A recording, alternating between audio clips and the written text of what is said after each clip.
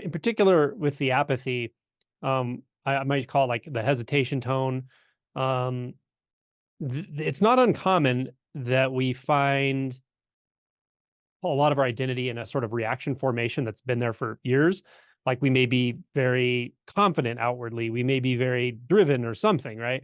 We find underneath it like there's a very timid part of us that we never fully accepted, addressed, integrated when we were a child. We actually adopted something else that allowed us to not have to see that part of ourselves.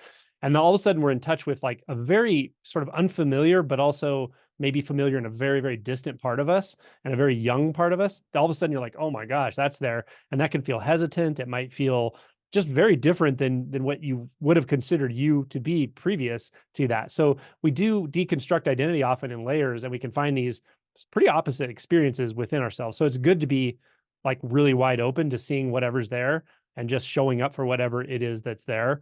And knowing that, yeah, there may be some hesitation in here. There may be like more fear than I realized underneath things, or, whatever it is. And just explore it.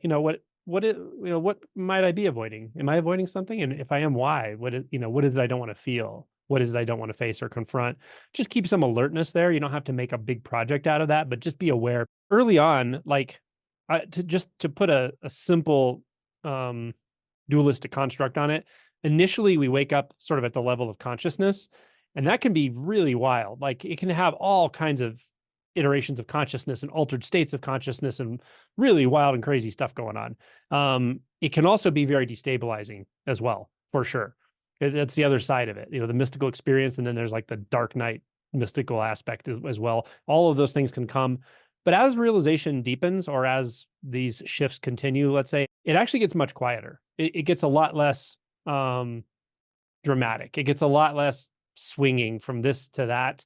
And you may have to let go of there being more, maybe more grief here, because you may be letting go of that part of the spiritual journey of all of the wild,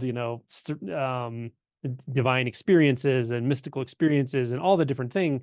Those may start to kind of go by the wayside.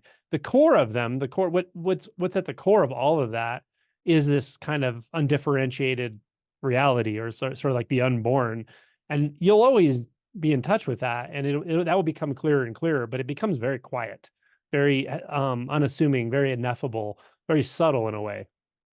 So don't be surprised if you're actually not, like the first part of the journey, you sort of let go of your conventional self and wake up to this expanded mystical self in a certain way.